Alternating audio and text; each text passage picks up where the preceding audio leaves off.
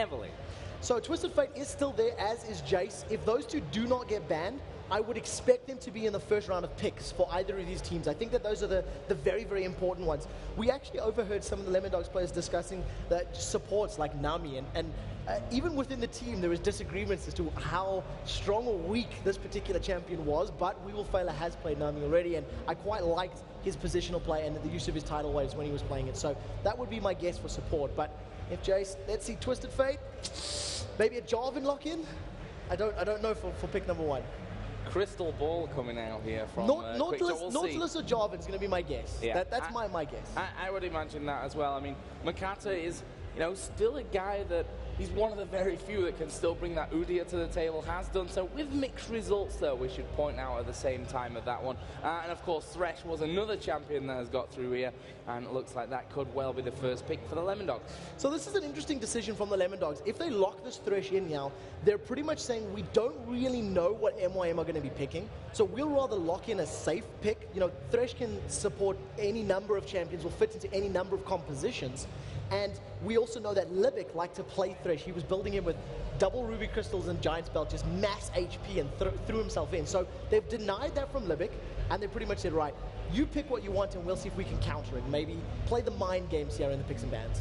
See, there's a lot of talk there in the MYM roster, which kind of tells me that some kind of plan may have been thrown off from this one.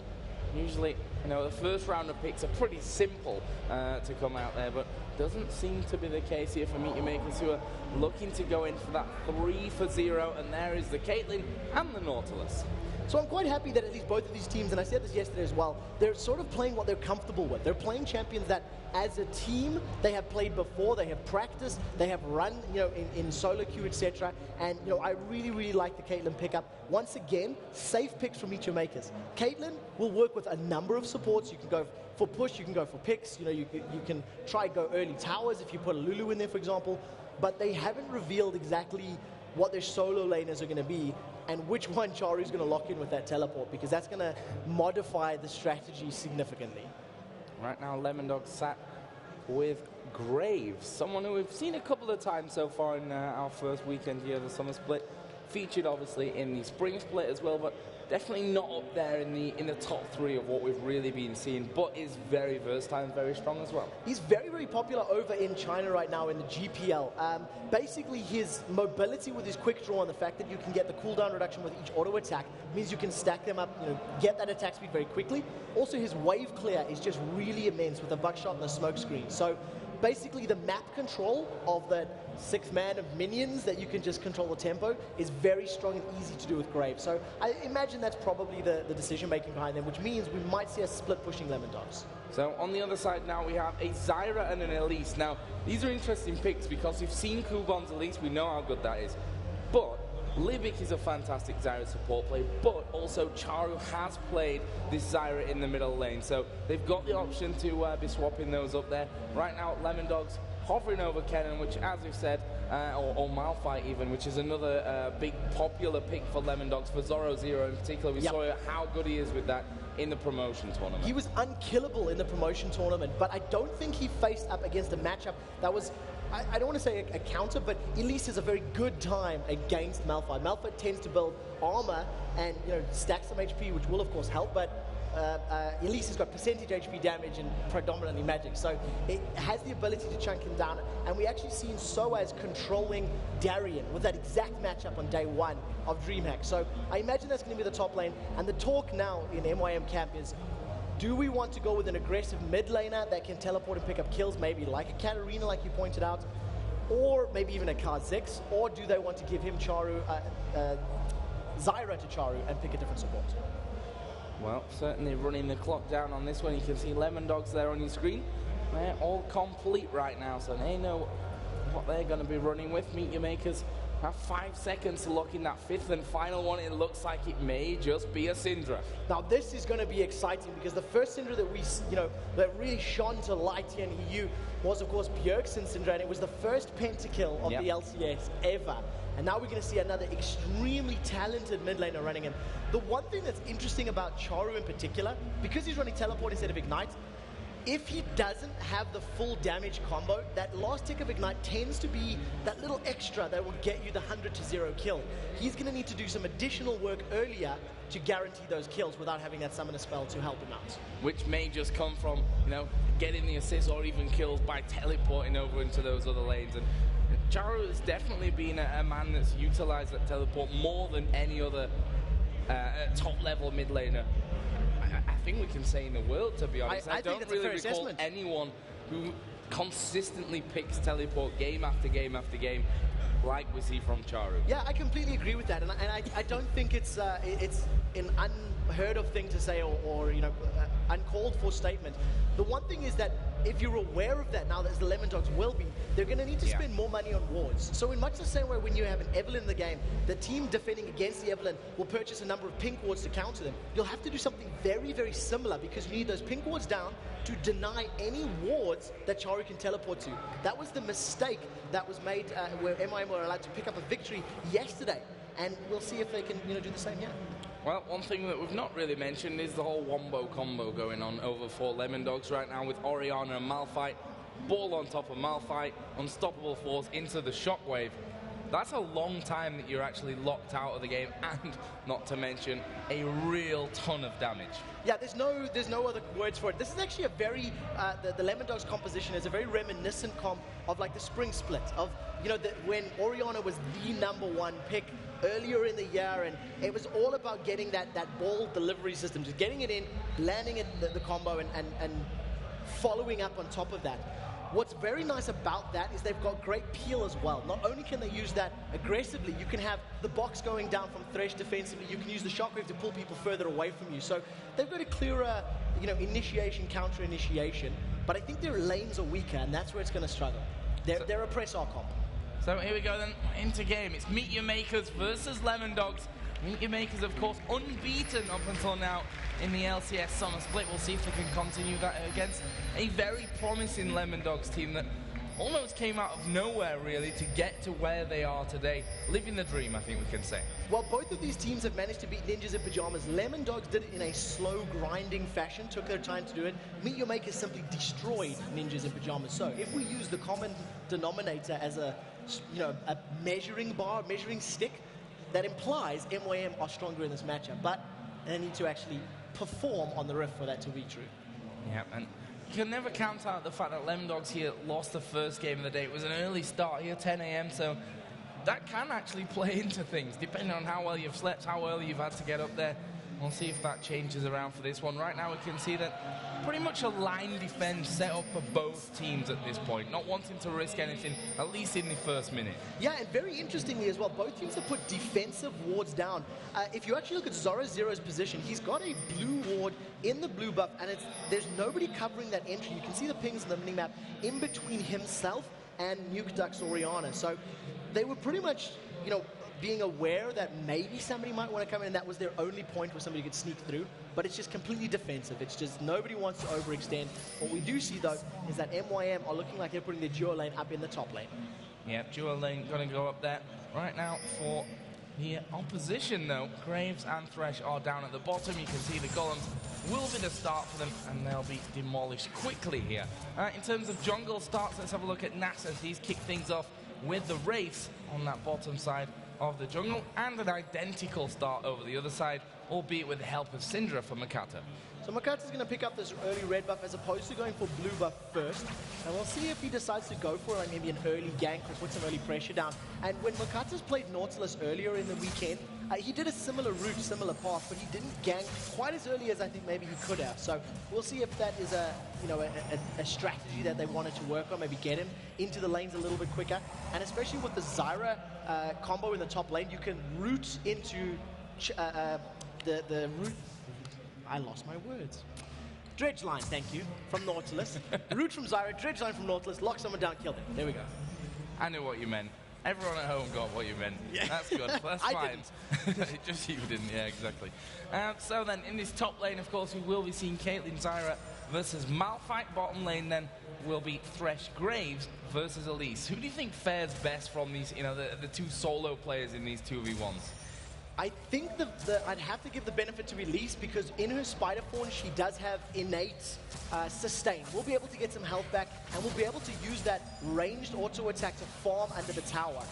Both of them will have a difficult time if they get caught or hooked, because if you're rooted to the ground or pulled in, there's good kill potential from actually both of those lanes. But I definitely give this one in favor of Cubon. Well, both lanes are starting to push things up here, and we may have a bit of a race as to who can finish off that top or bottom outer turret faster than the other.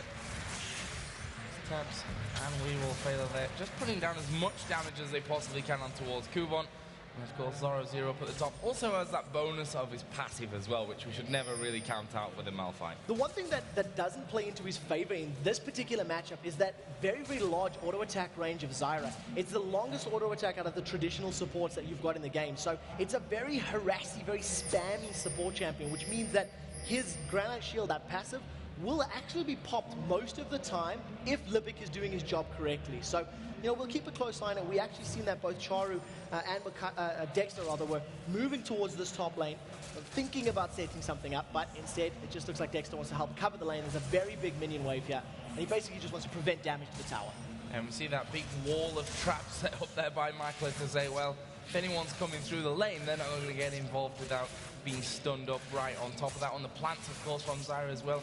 Never really underestimate the damage that they do, even though, you know, it's not huge amounts when she's got no AP in there. It still can be significant to give that harassment over towards Zoro Zero. It's one of my favorite things about Libic as a support. Oh, take a look at Zoro. Yeah, going very, very low from this one. Have they got the damage to finish off? Zoro Zero actually flashing away. The Ignite is burning onto him, and he's literally got, I don't know how much health. It's not a lot at all. 50 there, but he was already regenning for quite a while, and he got half a bar back from that. Ridiculously close there to first blood, and now Dexter is going to have to try and hold out. Zoro Zero coming back into the lane. Could this be a risk, though? Oh, Dexter's been caught out. Yeah, Dexter caught out. Another Piltover Peacemaker coming in and playing things really close to the line there, LemonDogs. Yeah, that was one auto attack away from death and picking up that first blood onto Zoro Zero up in the top lane. Once his passive regen, he came back in, maybe trying to pick up some of the CS, but it didn't work out. Right now, though, we will fail flashes and dodges everything.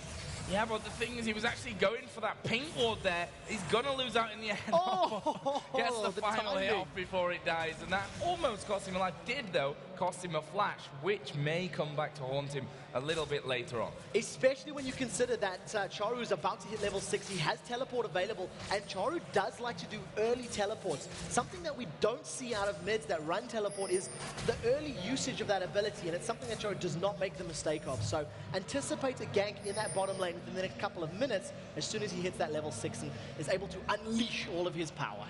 Now we can see that Kubon there doing, as he predicted, a much better job in terms of the farm in that solo lane as well. Currently 25 to 10 as Nautilus is going to visit bottom, but in the top lane, Zoro Zero going very, very low here. Once again, we'll have to back away completely, and the headshot coming off onto him, getting rooted up, and a lot of damage very quickly coming out. In the bottom lane, Makata is still camping out the brush though here, and may try to get involved onto tabs, or we will fail at knowing that that flash is down. Charu has just backed. He has teleports available. We'll see if he'll join the party right now, though. Look at there's Makata. There we go. They are going to go down on towards We Will Fail. They know that he can't escape with the flash. Gets pulled in. Repel comes down. We Will Fail. Will die. Flash away from Kubon. First blood meteor makers. Tabs tries to get a bit more damage off there, but they've got the job done, and it didn't need Charu to come down and help. Charu was definitely sitting back there. I was looking at the inventory. There was a ward in Nautilus's back pocket, but I think the communication was clear. Makata said, we don't need it. We don't need your help. We can get this gank because he does not have flash. While all of that was going on, thanks to the pressure that Makler and Libic have applied in the top lane, that tower is almost about to be taken down, while Kubon has been able to hold about 50% of the HP of his respective tower in that bottom lane.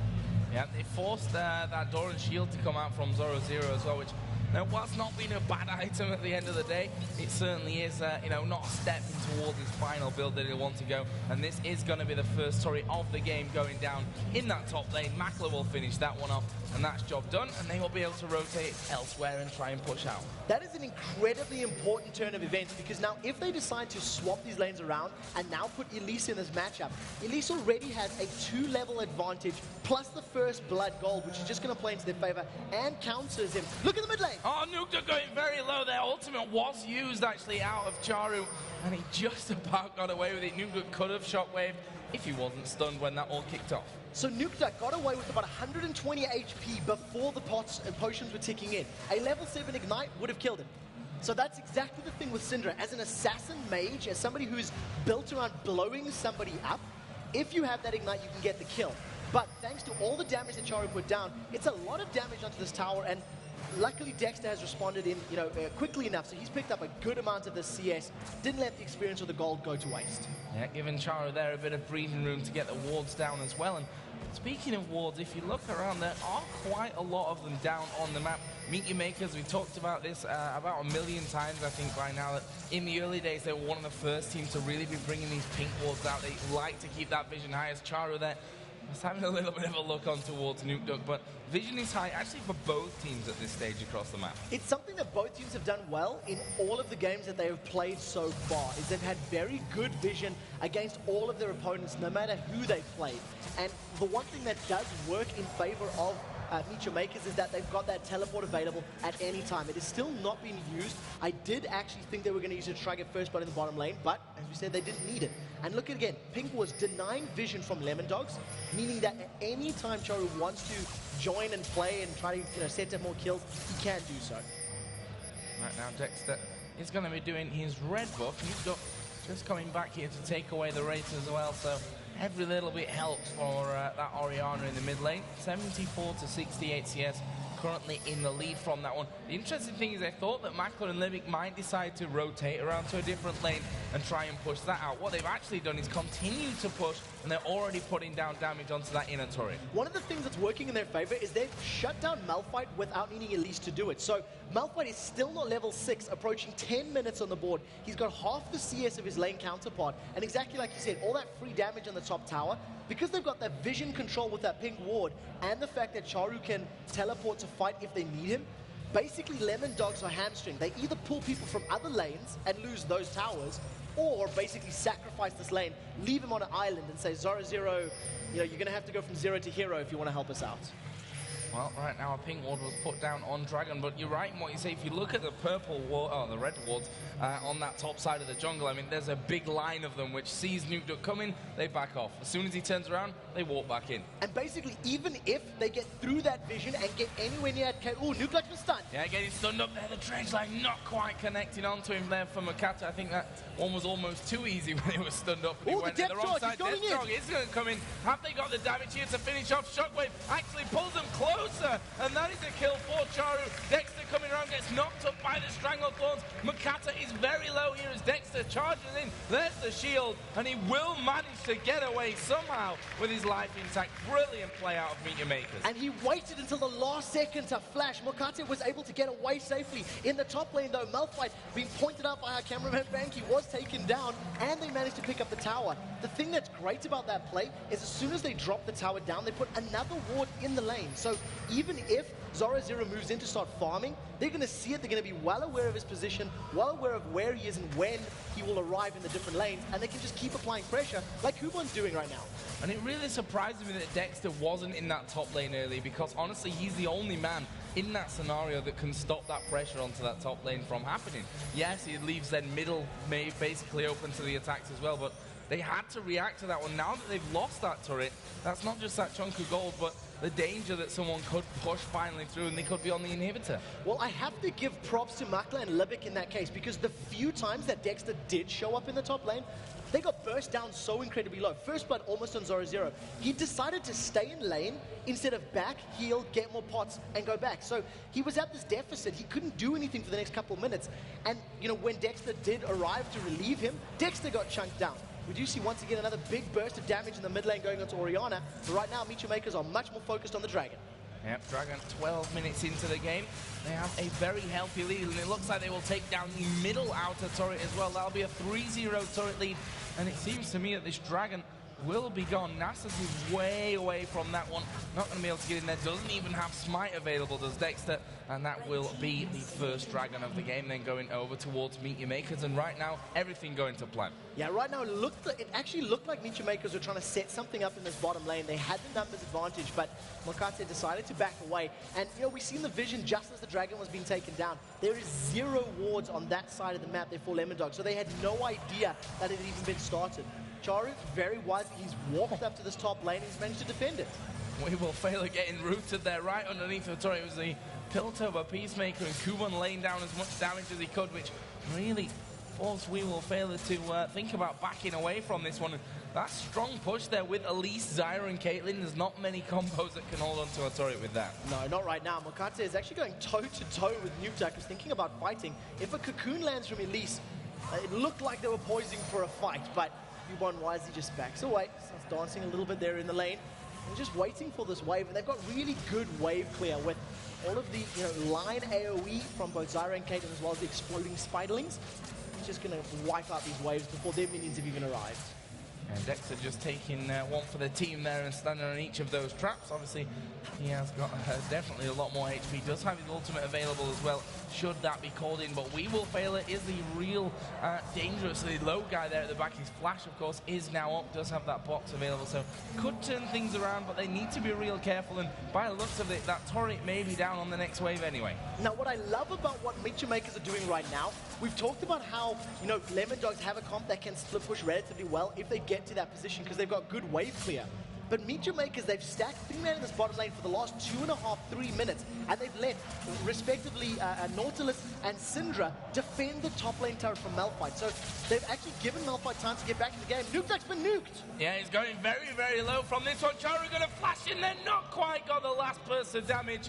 There's that Ignite you were talking about once again that could have finished the deal. And now Zoro Zero is going to go in, flash, puts down the unstoppable force as well. And Charu, will he be able to escape from this one? The Ignite is ticking down, and that will be the kill. But he's used literally everything on that one. Meanwhile, in this bottom lane, Limit going very low, Tabs is low. He will actually use his barrier, but Makler flashes in over the top, picks up the kill for that one, and he may even get more here. We Will Fail It going very, very low. The Wither is down on Makler though, and that's not quite going to be enough. We did see Zyra coming in from that backside. Yeah, just managing to get those grasping roots down to pick up the last hit onto Thresh, so getting away advantageous. But after talking about how MYM had decided to push those lanes, they saved their towers, which is good. But what's bad is they allowed Zoro Zero to farm his way back into this game. Because of the amount of time Kuban spent practically babysitting Makler and Livik, he is now only 10 CS ahead as opposed to 40 or 50 what it was a few moments ago. And of course that kill that Zoro Zero was able to pick up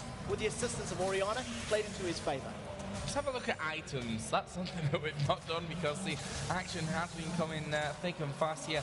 Compare the AD carries. That's the easiest comparison at this stage. Infinity Edge is already done, as we are going to see here. Makata headed in towards that blue buff, just says hello to Nukeduck and invites him to do the damage until he can get that smite down. Now the rest of LemonDogs are coming in, and Makata will quite frankly just back away, saying no thank you, I'm quite happy just to put pressure in. But back to the items. Infinity Edge already done here for Caitlyn. BF sword and a pickaxe in there, all needs to grave. So you see there the difference already coming out. Yeah, basically 4 towers to 0 plus the dragon plus the kills is going to equate to a very large gold difference. Right now it's around about 1,500 gold between both Caitlyn and Graves, which is a very significant number. In the mid lane there's 1,000 gold advantage for Syndra, and even in the top lane that's 1,000 gold. The thing is, the pace of the game is slowed down, and MYM, unless they keep, there's a fight at the bottom. Moving in towards Tabs, should be safe from this one there. The lantern was down from We Will Fail It, but deciding not to use that one, and Meet Your Maker's going to push up, and they may go for that inner turret. And basically this is what MYM has to do to maintain their lead. They have a 6,000 gold lead spread across all their characters, but if they allow their opponents time to farm and find places to engage, they could be in trouble. Zoro Zero has unstoppable force. We do see Orianna getting close. If they group up, this is going to be a very big explosion. There we go, Stranglethorn's going down. We'll knock 2 of them up, but it's the tanky 2, not really the 2 that Meet Your Makers were looking for. And in the end, once that wave gets cleared off, MYM will back away somewhat from that. They don't need any risky plays at this point. They've got 5,000 gold lead, 4-0 in turrets, the kills, 5-2, not the biggest of leads there, but mistakes can change this game pretty quickly. And that's pretty much why MYM backed away. Because of the rate at which they accelerated and how much gold they got so quickly, they now need to make much riskier plays to continue that dominance. If you want to keep shutting down your opponents, denying them CS, controlling the towers, you need to be severely more overextended, which means if you get caught by an unstoppable force and a shockwave, you're pretty much going to be dead because there's nowhere to run to that's safe. The funny thing is, at this point, if you look at the CS, it's ridiculously close after all that's been said and done here. 10 CS between the top laners. AD carries are literally on, bang on even. Mid laners pretty close as well there. Maclet will just spot out Dexter. Grasping roots not quite connecting in. Wither goes down. Wards are in position there. And a very, very interesting mid-game. I mean, if you look at the mini-map as well, you see MYM trying to take and keep control of that bottom side of the LemonDogs jungle. But very wisely and intelligently from the LemonDogs, they are playing very aggressive themselves. Just in this ward, the little area alone, there's about 6 or 7 wards. And LemonDogs realize Dragon will be coming up relatively soon. They've grouped up together as a 3-4-5 man in and around the river, putting some wards down and pretty much saying, look, even if we have to fight our way through to get vision, we will. Because until we have that information, we're not going to make plays. And that's the right thing to do in the position that they're in. Right now, the hook is called We Will Fail, and Makate wants to play. Let's see if we can get in Cocoon. He's down onto We Will Failure as well. Ultimate coming out from Graves just to try to force them back from this one, but I'm not sure that it's going to help totally. A lot of missed shots actually coming in. Makate getting right involved into them. There's the repel coming out. The box is down as well from We Will Failure. It's a defensive box there. Look at the positioning. There is a shockwave coming down. Zoro0 will drop first though, and then MYM are going to keep going. Grasping Roots will land onto We Will Failure. He's knocked up and knocked down by Charu, and that is a 3-for-0, and they're not done just yet. Double kill for Charu, and Tabs will be the lone man to escape the death squad, and MYM back off towards Dragon. For anybody that wants to avoid the death ball that is Malphite Orianna combo, that is exactly what you need to do. Pay attention to that team fight. Meet Your Makers split up. They were spread across the river, left to right. That's a flash from Makate. He really wants to get Tabs. Yeah, they really wanted that final kill there, and it was pretty close. Kubon has just soloed the Dragon there with Elise, and they're going to be taking the inner middle turret as well. So overall, from that fight, Meet Your Makers not just getting the kills in there, they've really capitalized on it with objectives as well. And it was the perfect team fight because of how they handled it. I was trying to touch on the fact that they split across the river, and they did it the entire fight. There was never a time when you wanted to use the Unstoppable Force or the Shockwave. And as the fight was going more and more and more in favor of Meet Your Makers because of their range, because Caitlyn was just laying down the damage, LemonDogs panicked and went, we need to Shockwave, we need to Unstoppable Force, and they practically hit nobody. Because Zoro0 got killed, his ultimate is up and available, and Shockwave caught Nautilus, which Meet Your Makers are going to be ecstatic about. Interesting couple of pickups here as well for MYM. Both Charu and Makler have gone for distortion boots here, so wanting to get that extra cooldown on the teleport and the flash that they both have. So for Makler, I think that's more of a defensive, just a defensive purchase. Even though he's got the barrier as well to save him, basically his only defense against an Unstoppable Force is a well-timed flash. You have to be godlike if you want to dodge it with a 90 caliber net. And basically, if he's got the cooldown available as soon as possible, he can, flash that ulti from Malphite, which is no easy feat, let me tell you. No, you got to have quick reactions either way that you do that one. Right now, Meet Your Makers on the top side of the LemonDogs jungle, and as we saw them do earlier on, grasping control with wards and positional play. They're going to do it on that top side as well. Makler covering the bottom lane as well. Tabs and We Will Failure are still there trying to get the first turret here. LemonDogs have not taken a single tower down up to now. And it's really showing in the gold. It's continuing to go in favor of Meet Your Makers. The moment we say that, they managed to pick up their very first tower in the bottom lane as they were stacked up as a 3-man there right now, though. Meet Your Makers realizing that maybe they're a little out of position. This is a miscommunication that you can see. Makate and Charu were going, well, let's push middle. The rest of the team's like, well, let's defend bottom or maybe cut them off. We can pick up some kills. And they basically split up. This is something that can cost your team if you're not all on the exact same page. At the moment, something dramatic happens. Let's have a look down the items then once again as both teams in a little bit of a lull phase, just going to be pushing these lanes out wherever they can.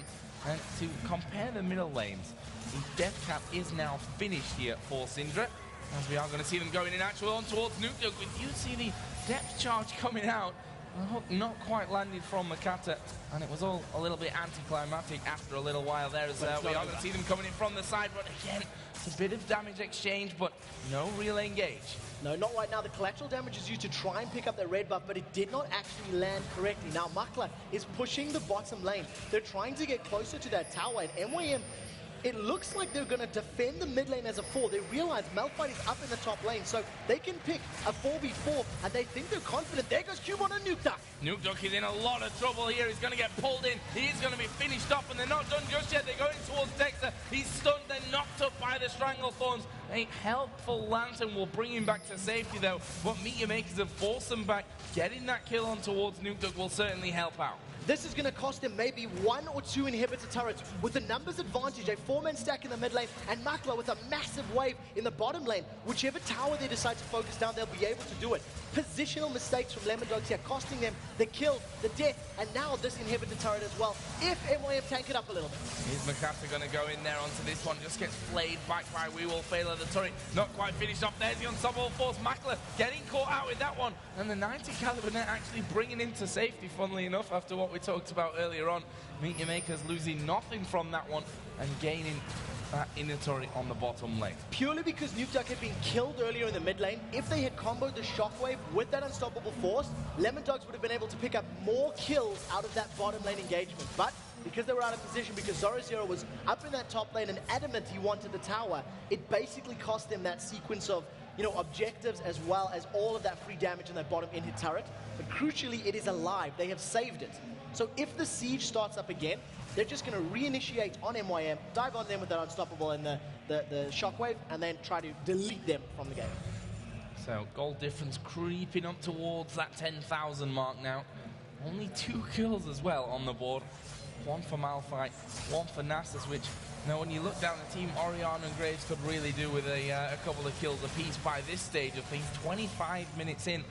Let's not forget, MYM last night, their absolute destruction in 22 minutes, I 22 think it was. Yeah, that's the kind of game that this was looking to be. LemonDogs right now still holding on, and once you hold on, there's still always that chance. Yeah, and especially because of the composition that they have, if Meteor Makers overextend just a tiny bit, or they're a tiny bit grouped or something similar, they can get bursted down very quickly. I do want to point out the vision on the bottom half of that map, because Zyra is planting little seed ward plants everywhere, and it's just got so much wards in the entirety of the jungle. They're just slowly timing out now, but there was about 6 wards on that half of the map.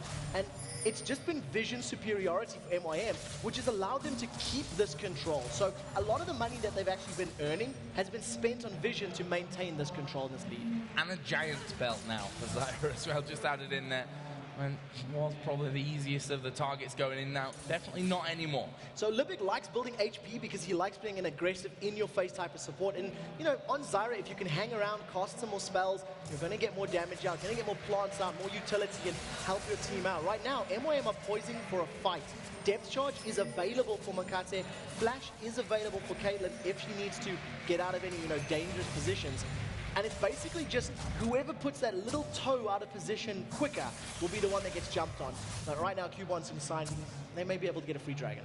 And the amount of wards on that top side just screams, if there's an opportunity, we're going to take that Baron here for Meteor Makers. There's a hell of a lot of there as we see Libic the sidestep. The hook coming out of Thresh. No problem from there. Cubon, in the meantime, just soloing that dragon. No real problem for him. Got that got the Crystal Scepter in there now, along with the Haunting guys and those Sorcerer Shoes. He's going to be very, very painful, Spider. Yeah, hurting, you know, a lot. And, you know, they've got a composition that actually works very well against Baron. We'll get back to that in a second as Mokate eats a smoke screen, can't get vision, can't get the depth charge down. And, you know, if you combo Elise with the Spiderlings, with that Skittering Frenzy, if you get all the plants from Zyra down and the damage that's coming out from their champions, you can actually kill Baron very, very quickly. You see, they have started this one up. LemonDogs are aware of it. They don't have full vision. They're going to have that little plant down from Libic applying the slow. And right now, LemonDogs are either going to have to force an engage or MYM may peel.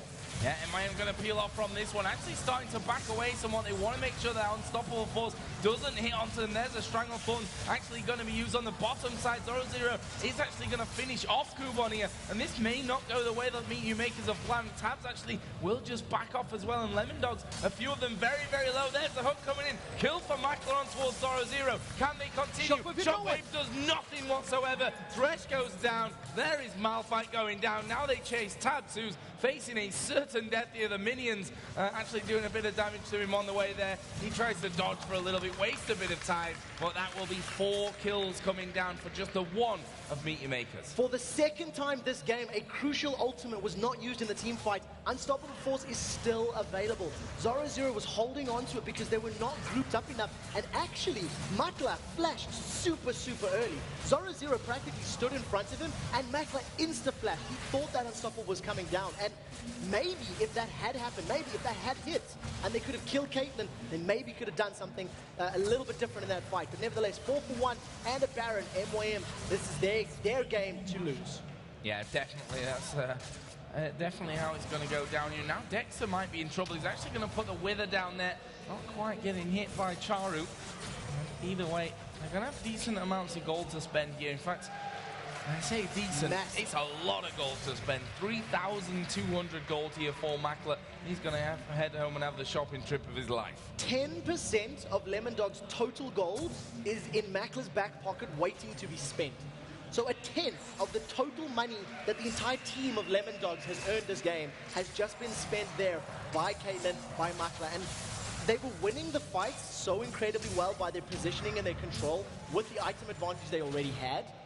There's very little that will, pull LemonDogs back into this unless MYM completely throw these fights. And that was a very scary thing. You look, Infinity Edge, a couple of extra little bits. I think it was a Zeal and a pickaxe. That's now an Infinity Edge, a Phantom Dancer, and a Last Whisper all of a sudden back into the equation. So, this is going to be not an impossible task for LemonDogs. There's still obviously always a chance, but it's going to take a massive mistake from MYM. And basically, not only was the Last Whisper and Phantom Dancer completed in their last buy, the rest of the champions in MYM, Landry's Torment completed, Runic Bulwark completed, Zonya's Hourglass completed.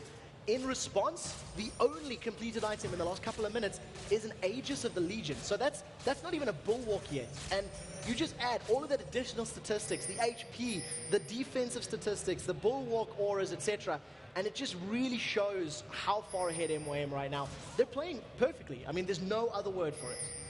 One thing that we've seen a lot from these teams that have a lot of potential is the inability to really close out games where they have got these big leads. We are going to see LemonDogs in there, not quite landing the cocoon. Dangerous. So that was smart from LemonDogs because they realized that Nautilus was up in the top lane and they're still trying to make plays happen. They realize Nautilus will take a little bit of time to get into this lane, so it will be a 5 versus 4. But Meet Your Makers, they're confident with that. They feel that their item advantage is significant enough that they can even hang around. And I mean, look at this, Cubon and Libic.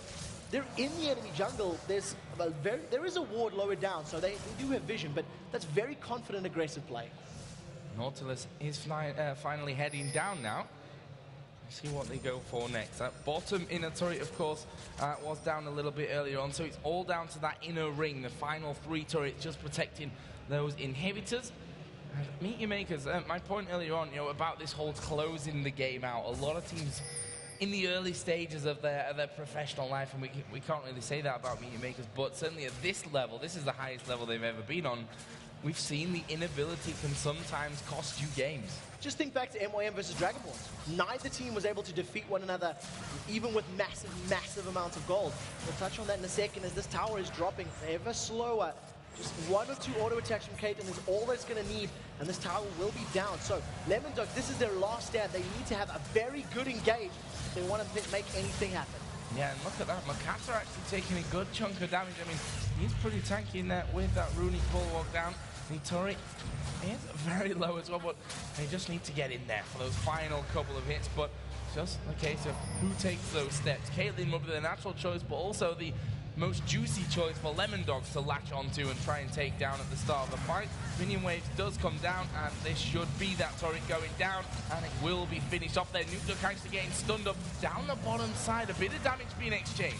And on top of that, Makata walked in and rooted Malphite. Pretty much said, I'm going to take 1 or 2 turret hits and prevent you using that ultimate. So, Smart play. Dexter's been rooted, and here's the final fight. And look at that, they've actually been caught out. We Will Failure is going low in there as well. Can they get the finisher? Not quite, but they force them away. That will lead to the first inhibitor for Meet Your Makers. They're happy with the job. Doesn't matter about the kills from this one. They just want to get those inhibitors out of the game so that the super minions feed in and they can finish it. And look at the massive creep wave in the top lane. So if Meet Your Makers want to continue this pressure, they have the ability to do so. If you look at Libic's items, he's had that Giant's Belt and the Warden's Mail for a little while. He's going to eventually upgrade this to the likes of Aranduan's Omen. And there's actually not a lot of physical damage threats coming from the side of LemonDogs, but he wants it for the active. He wants it to be able to slow the movement speed of Nasus, of Malphite, and allow Makler to kite. So it's a really smart item choice that is basically there to control the tempo of team fights and allow Meet Your Makers to, you know, fight it out at their terms and at their speed. Well, they're headed down now towards that second inhibitor turret, and wise choice as well to go for that one, not only because of those minion waves that have come down, but because those super minions are slowly but surely going to be pushing down through that bottom lane, and that's the biggest split that you can hope for here for LemonDogs' defense. Pink Ward's put down by We Will Failure, trying to sort that out. There you see the first super minion wave starting to come in, and Meet Your Makers quite simply biding time for it to come through. Yeah, and basically this is the plan now. You use those minions, allow them to stack up, and when they're applying pressure, you then pick your fight. The one thing that I am going to call Charu out on, and I'm going to ask you to help me here, has he used teleport once? No. So there was 3 or 4 instances where an Ignite would have secured a kill, but we haven't seen a single teleport that hasn't been impactful. Dexter's been hooked up once again, but it's not going to be a fight just yet. If he did use it, it was only to get back into lane at some point, but he definitely didn't use it aggressively to get into a fight, which I'm going to go with he picked it just to scare them of the possibility. I don't think Makler knows how to rebind it. Maybe some of the Riot Tech guys need to help him rebind that to something else. But yeah, you know, we see in the engages in the mid lane, he almost got Nuke Duck, he almost got Zoro 0-1. So if he had Ignite, those would have been additional kills. So that's the only reason I pointed out. Super minions he is also 5-1-3 and it's 14-3 overall. Touche, so touche. I'm going to give him a little bit of leeway on that whole teleport thing. Meet Your Makers start to finally push through on towards the turret. Actually, Unstoppable Force was used there by Zoro Zero. Shockwave comes down, but look at the damage coming out from Charu. He is now unstoppable. Dexter's right in the middle of them, but he will have to back away as well. Tab's now trying to get involved. Cocoon goes through that, misses. Tab's taking a lot of damage and he's stunned up, has to flash away. And Meet Your Maker slowly but surely doing more and more damage and forcing the LemonDogs back. But they will be able to heal and come back into the fight, but that inhibitor might already be gone. Yeah, now the Unstoppable Force hit nobody because Makler flashed it. The cooldown is available or not used. Now we see Nuke Duck get chunked so low by the damage of Hugon and Charu respectively. They get that second inhibitor. Now Meet Your Makers will back off, regen, spend some money, but it's not over. No, Charu getting hooked here will actually use the Zonyas. Let's see if they can finish him. He flashes straight afterwards and he's going to escape at least for now. Let's see if he can finish this up. Knocks them all back. Stun comes in. Oh, the ace in the hole getting through. I think Dexter was trying to block that one, but was a little bit slow to communicate that with his team, or you know, just stand on the line. So good. The 3-man stun coming out from Syndra, followed up by the volatile Spiderling from Elise. With the Rylai's Crystal Scepter meant they were slowed as well. And Makler just went, I'll have another. Why not? That'll be number 7. Lucky number 7 for me. And 7-1-5-2 inhibitors down. They're going to spend even more money and bring themselves back into this fight. Aranduan's Omen and Void Staff completed, as well as a Blade of the Ruined King for Caitlyn. I don't think Makler can do more damage. No, and the interesting thing here once again is that there was 3,000 gold for Makler. He's just gone straight back with the same amount as we were talking about before, and he's buying up. Look at that, compare it to his opposite number who's got more CS than him, doesn't have a single kill right now, has died a couple of times as well, and there's just no contest when it comes to that persistent damage coming out. And this is, sadly to say, you know, I always want to keep things optimistic as we can, but this is a matter of time here for Meet Your Makers. It's going to take a ginormous throw to really lose this game. Yeah, I got Gantuan throw, and right now, Makler using that sneaky Caitlyn position to just deal all the damage onto Baron Nashor. They've got those Spiderlings, they've got those Plantlings, they've got all those additional assistants, and that was effectively a 3-man Baron. But because of the Spiderlings and the plants, you've got all those additional damage sources, which, even though they're small numbers, they add up very, very quickly and allow you to take that Baron down quite fast. Right now, Inhibitor will be respawning within the next minute or so in that bottom lane, which means MYM will try to get this mid lane down before that one's up, and then they can just roll down and take it for free.